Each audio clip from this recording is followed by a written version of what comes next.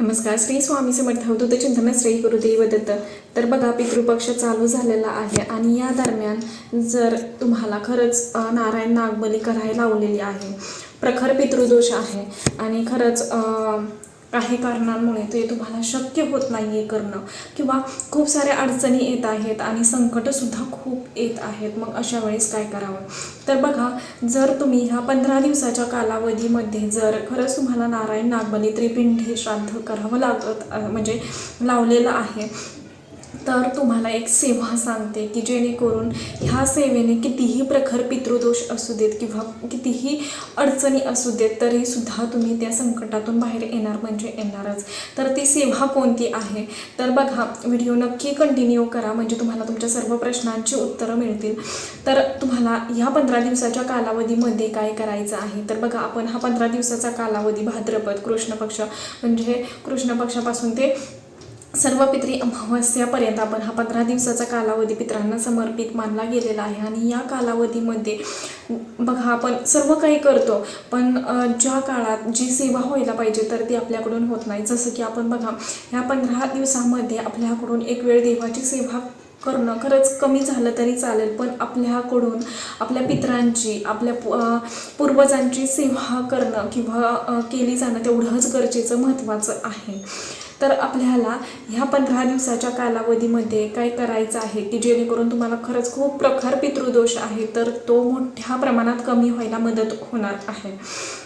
ज्यांना काही कारणांमुळे शक्य नसेल म्हणजे त्रिपिंडी किंवा नारायण नागबली करणं, किंवा बघा, एखाद्याच्या कुंडलीत सुद्धा म्हणजे नाही का पितरांचा हे दाखवलं जातं, किंवा काहींना हे सुद्धा सांगितलं जातं की म्हणजे नाही का तुमच्या पत्रिकेमध्ये कालसर्पदोष आहे असं सुद्धा सांगितलं जातं. तर बघा, अशाने सुद्धा जे काही दोष असतील तर त्या दोषासाठी तुम्हाला काही शांती करायला लावली असेल, काही कारणांमुळे खूप अडचणी येत आहेत, करणंच होत नाही, तरीसुद्धा तुम्ही एका ग्रंथाचं पारायण केलं आणि काही उपाय केले तर खरंच खूप मोठ्या प्रमाणात पितृदोष तुमचा कमी व्हायला मदत होणार आहे.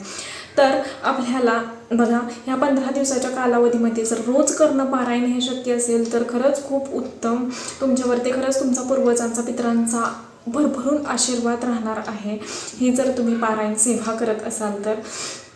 तर बघा, तुम्हाला काय करायचं आहे की ह्या ग्रंथाचं, संक्षिप्त श्रीमद भागवत ह्या ग्रंथाचं तुम्हाला या 15 दिवसाच्या कालावधीमध्ये पारायण करायचा. अगदी छोटासा ग्रंथ आहे, नियम असे काहीच नाही. बघा, आपण गुरुचरित्राचं पारायण करतो, नवनाथ ग्रंथाचं पारायण करतो, तर त्याचे जसे खूप सारे नियम आहेत तसे ह्या ग्रंथाचे काहीच नियम नाही आहेत. पण जेव्हा तुम्ही हा ग्रंथ घरी आणता आणि त्याचं पारायण करताना तर खरंच तुमच्या आयुष्यात खरंच खूप म्हणजे खूप बदल व्हायला सुरुवात होते.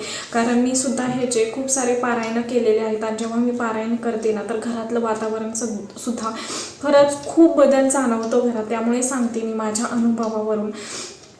तर तुम्हाला काय करायचं आहे की ह्या 15 दिवसाच्या कालावधीमध्ये ज्यांना खरंच शक्य असेल पारायण करणं, मी तर म्हणते 1.5 ते 2 तास फक्त लागतो ही सेवा करण्यासाठी, एक पुस्तक म्हणजे वाचण्यासाठी. तर तुम्हाला जर टाईम असेल तर नक्कीच 15 दिवसाच्या कालावधीमध्ये तुम्ही रोज एक पारायणसुद्धा करू शकता. आणि ज्यांना खरंच शक्य नसेल, पण त्रास खूप आहे, संकट खूप आहेत असं तुम्हाला वाटत असेल, तर तुम्ही ह्या 15 दिवसाच्या कालावधीमध्ये एकदा जरी वाचलं किंवा एकादशी दिवशी जर वाचलं तरीसुद्धा खूप म्हणजे खूप प्रभावी ठरणार आहे. तर बघा, ह्याचं पारायण कसं करावं, काही थोडे नियम अटी आहेत, तर ते काय आहे तर ते तुम्हाला सांगते. नियम की तुम्हाला जेव्हा तुम्ही हे पारायण करता तेव्हा तुम्हाला मांसाहार पूर्णपणे वर्ज करायचं आहे. ब्रह्मचर्याचं पालन त्या दिवशी तुम्हाला करायचं आहे. त्यानंतर जेव्हा तुम्ही संकल्पयुक्त सेवा करता तर तेव्हा तुम्हाला ब्रह्मचर्याचं पालन करणं गरजेचं असतं. त्यानंतर मांसाहार घरात करायचा नाही आहे. आणि सर्वात महत्त्वाचं म्हणजे की जेव्हा तुम्ही कोणतीही सेवा करत असता तर तेव्हा परान्न घ्यायचं नाही आहे, कारण परान्नातून खूप सारे दोष आपल्याला लागत असतात किंवा सेवासुद्धा आपल्याकडून व्यवस्थित केली जात नाही. त्यामुळे तुम्हाला जेव्हा तुम्ही हे पारायण करता तर तेव्हा परान्न घ्यायचं नाही आहे.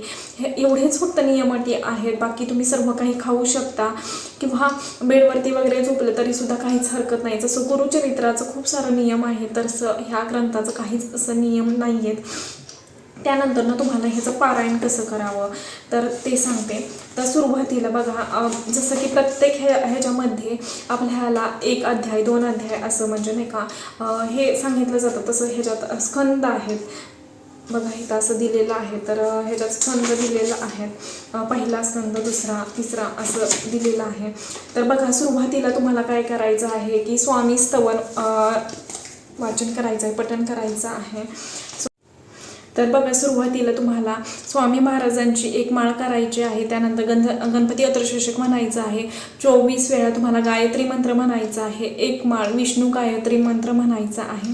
आणि त्यानंतर ना स्त्री सूक्त एकदा आणि पुरुष सूक्त एकदा हे तुम्हाला म्हणायचं आहे. आणि नंतर ना आपल्या अध्यायाला आपल्याला सुरुवात करायची आहे. तर बघा, इथून पहिला अध्याय चालू होत आहे. खूप छोटे छोटे अध्याय आहेत आणि तेवढेच खूप प्रभावशाली, म्हणजे 2-3 पानाचेच अध्याय आहेत. दुसरा अध्याय खरंच खूप छोटा आहे, इथून चालू होतो आणि इथून संपतो, म्हणजे 2च पानाचा अध्याय आहे. आणि शेवटी तुम्हाला बघा, अध्याय संपल्यानंतर ना शेवटी तुम्हाला फलश्रुती म्हणायची आहे. 14 अध्याय आहेत. त्यानंतर ना बघा, श्री भागवत महात्म्य ते तुम्हाला वाचायचं आणि नंतर ना खाली फलश्रुती दिलेली आहे इथून इथपर्यंत 14 अध्याय. आणि त्यानंतर ना श्रीमद भागवत महात्म्य फलश्रुती वाचायची, असं तुमचं 1 पारायण होतं. जर तुम्हाला ह्या 15 दिवसाच्या कालावधीमध्ये आपल्या पितरांना किंवा आपल्या पूर्वजांना समर्पून तुम्ही जर ह्या पारायणाचं म्हणजे नाही का ह्या संक्षिप्त श्रीमद भागवत ह्याचं जर पारायण केलं तर खरंच तुमच्या पूर्वजांना नक्कीच तुमच्या पूर्वजांचं खूप मोठ्या प्रमाणात तुमच्यावरती आशीर्वाद राहणार आहेत. आणि ज्यांना ही शांती करायला लावलेली आहे तर त्यांना सुद्धा खूप मोठ्या प्रमाणात आराम पडणार आहे. बघा, तुमच्या आयुष्यात किती बदल होत आहेत ते ह्या पारायण.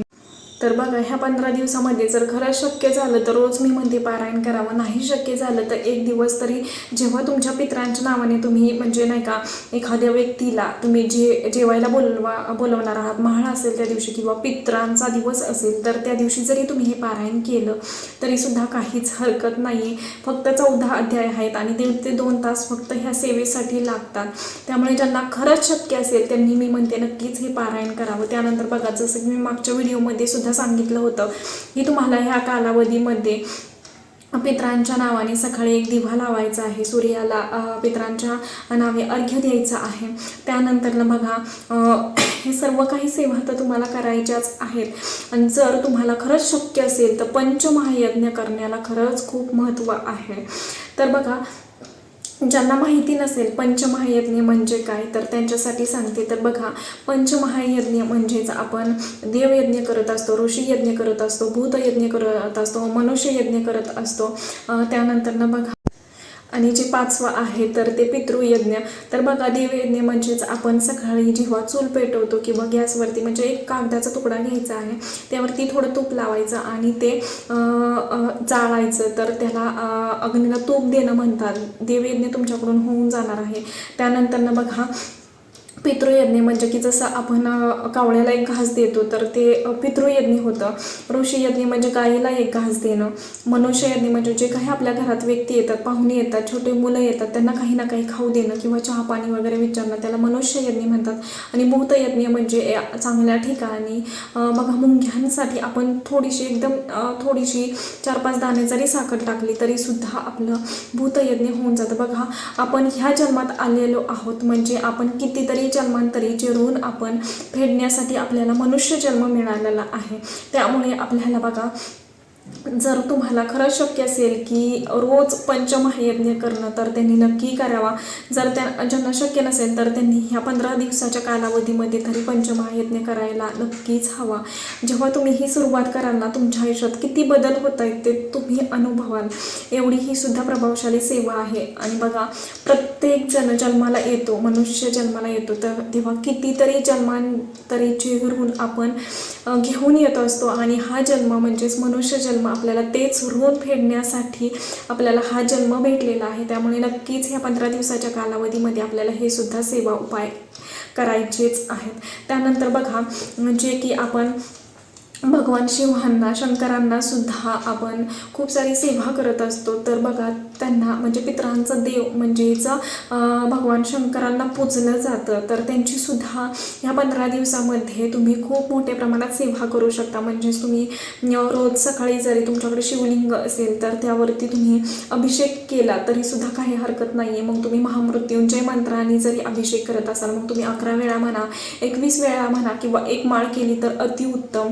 तर ती सुद्धा तुम्हाला सेवा ह्या 15 दिवसाच्या कालावधीमध्ये करायची आहे.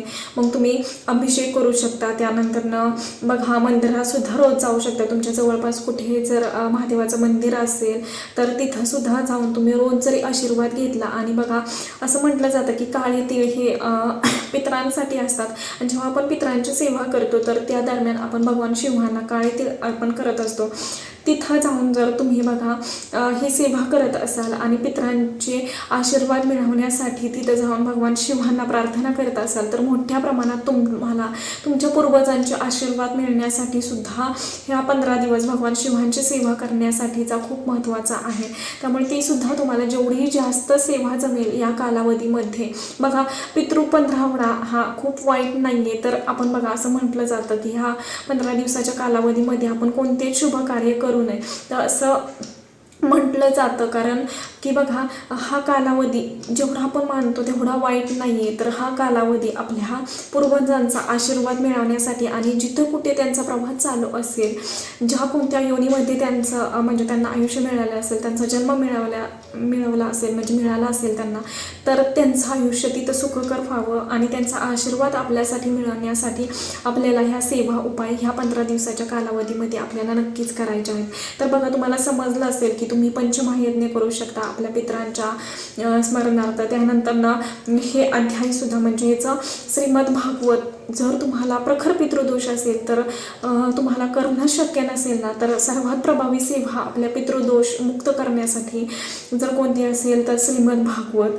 बघा गुरुमाऊलीसुद्धा म्हणतात जर तुम्हाला काही कारणांमुळे शांती करणं शक्य नसेल किंवा नारायण नागबली करणं शक्य नसेल तर तुम्ही रोज किंवा जे महिन्यातून 2 एकादशी येतात त्या एकादशीला जर तुम्ही प्रत्येक एकादशीला वर्षभर जर तुम्ही श्रीमद भागवतचं पारायण केलं तर तुमचा कितीही प्रकार पितृदोष असू दे तुमची सर्व काही कामे मार्ग लागतील. तुमच्या आयुष्यातील खूप सारे संकटसुद्धा दूर होतील ह्या सेवेने. एवढी ही प्रभावशाली सेवा आहे. त्यामुळे नक्कीच ह्या 15 दिवसाच्या कालावधीमध्ये नक्कीच आपल्या पितरांच्या आशीर्वाद मिळवण्यासाठी आपल्याला ही सेवा करायला हवी. तर आतापुरतं एवढंच. झालेली सेवा मी महाराजांच्या निरुजू करते. व्हिडिओ आवडला असेल तर नक्कीच लाईक करा, शेअर करा आणि चॅनेलवरती नवीन असाल तसंच नवनवीन व्हिडिओ पाहण्यासाठी चॅनलला सबस्क्राईब करा. धन्यवाद. श्री स्वामी समर्थ.